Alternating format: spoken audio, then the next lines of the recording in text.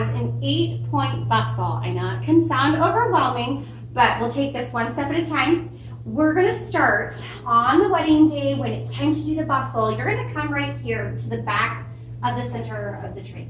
So on that wedding day, the top lace and tulle is actually gonna be tacked together to this satin layer. And you can kind of see those ribbons that I already clipped originally. So you'll come back and do the same thing. There'll be a little thread that's holding this together. You'll clip it. And then this can lift up and go out of the way. So on the wedding day, they'll pass this up to the bride. Since the bride is not here, I am just gonna kind of push it out of the way. But you can hand that to her and she'll go ahead. So then we're gonna go ahead and lift up the satin. And you can see we have 3 different colors of ribbon. You're gonna ignore this. This is just to hang the train when she's not in the dress. But what we're gonna do is we keep going up higher and higher, and there are 2 sets of each color of ribbon. And you may notice there are other ribbons hanging out in here. You wanna make sure that as we are tying and bustling the ribbons, the colored ribbons together, that you're not looping them through any of these clear organza ribbons, okay? So we're gonna go ahead and just start on one side. We're gonna tie purple to purple, then we'll got mint to mint and pink to pink. So it shouldn't be too complicated, but there is a lot of fabric here, so you wanna keep that in mind. You can have 2 people doing this, that way you kind of get it done quicker, but one person can do it just fine. So when we tie these together in a bustle, we're attempting to get the base of this ribbon where it's touching the fabric to get pretty close to touching the base of this other ribbon. So you're gonna have to push all that fabric up out of the way. And then we're just gonna tie this into a bow on the wedding day. You can tie that into a knot if you wanna feel extra secure, but these ribbons really will grab each other really well. So again, just go ahead, tie that into a bow without grabbing any other fabric and or ribbons. Okay, so there's one. I like doing one side and then going and doing the opposite side. So we did purple. I'm gonna come all the way over here and do the left and get pink to pink. All right, and just in that same manner, we're gonna come through, push all that extra fabric because we don't want that to get bundled up inside, and then pull those together as close as they can to meeting. And tie those up. There we go. So last one is just our center one. And again, make sure that you're not looping this through this clear ribbon because we're gonna pull those out in a minute. We're gonna need them for something else. So come up here. This one will probably be the hardest since this will be pretty tight on her body right here. But just do it that same way. You don't have to rush through any of this. So set yourself like 15 minutes for doing this. Get a glass of wine for the bride. And just go at it and you'll be all right. Okay, so mint, pink, and purple. That's all done here. This will just bustle up like itself here. You can come down here and just reflect that down, but we're really just trying to get this satin layer so it's not dragging anymore. So we have our under bustle done. Now we're gonna go ahead and take care of these outer layers. And again, I really like starting from the sides, but what we're going to originally do, not originally, but first we're going to do is pull out those ribbons. We saw 3 of them hanging on the inside of the dress. So on the outside of the dress, you're going to come down here, following the center seam down here, and right on top of this applique, you're going to see these kind of blush knots, okay?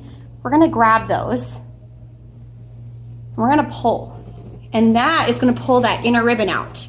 They have buttons on the back side, so when this stops, that button is hitting the fabric, so this won't rip or damage the dress. So we have that side. Now on each side, there are going to be 2 more sets of ribbon strings. There's going to be one about 3.5, 4 inches apart. So right here on this other applique, all of these ribbons are going to be along the seam line here. So go ahead and grab these ones and gently pull till they stop. And then we have one more about that same distance farther up. This one's closer to her hip. We're gonna grab those and just same thing, pull until it stops. So we have those 3. Now we're gonna do the same thing. These are the ribbons are gonna be the same place on the opposite side. Everything's kind of mirrored on these dresses. So grab those ribbons and pull till it stops. And then farther up here, I know it's kind of darker on that side, we'll do the same thing. So we're gonna have a total of 5 sets of ribbon strings up here. Now we're gonna find 5 sets, or not sets, but 5 ribbon loops through the skirt. Now, we're going to start on one side. Like I said with the underbit, you can have one person doing this side, one person doing this side. It just helps it go a little faster. I'm going to start on the very left. I'll just turn her so we can a little more light. So what we're going to do is we're going to look under all of this. So we're going to find 5 sets of, or 5 strings. So if you look in the center, just following down that center, we're going to have 1 here. And then we're going to have 2 on the side. So there's 1 here, and then there's 1 farther up, right there. So we have 2 on this side, 1 in the center, and then 2 on the other side in these same places. So I'm going to go start with the farthest left ribbon, and we're going to do the farthest left ribbon string. And then we'll work our way in and do the same thing on the other side. So I'm going to go ahead and grab on this one because it's the farthest left. We're going to go to the top of the fabric, and you're going to notice there's this little applique right here. So kind of at that top, there's going to be a little shimmery piece of ribbon that's sticking through. We're going to go ahead and gently pull that out, and now it's a little loop. We'll do the same thing on all of these pieces. So we'll go through, I'm going to grab one of those ribbon knots that is on the farthest left string. We're going to pull this all the way up. We want to tie this loop as high as up it can go. We don't want it to droop down. We want all these up. So we're gonna go ahead and pull that up, okay? If you feel like you're having a hard time, grab someone to help hold the weight of that, and that'll be fine. So we'll take care of this bow in a minute, but that's that one. So we're gonna go back underneath. Again, here's our center one. I'm going 1 over, okay? There's that little ribbon. We're gonna do the same thing. We're gonna come here to the front of the fabric, and again, on top of this applique, there's going to be that little ribbon poking through, okay? So just grab that. Want to be gentle, you don't want to rip the applique, just the ribbon. So we're going to go ahead and tie this up to the next one over. Same manner, put that through, bring that all the way up. So I am going to teach you a little trick with the crochet hook when we're all done here so that we can hide these ribbons behind the dress. On the wedding day, the final time is when you'll use my little crochet hook, but not before. And that will just end up hiding all these ribbons. Okay, so we've done this side. You can have someone else do the other side while you're doing this one, but we'll do the same thing. And I always just do the center last, that way I know right where I am with all my placement.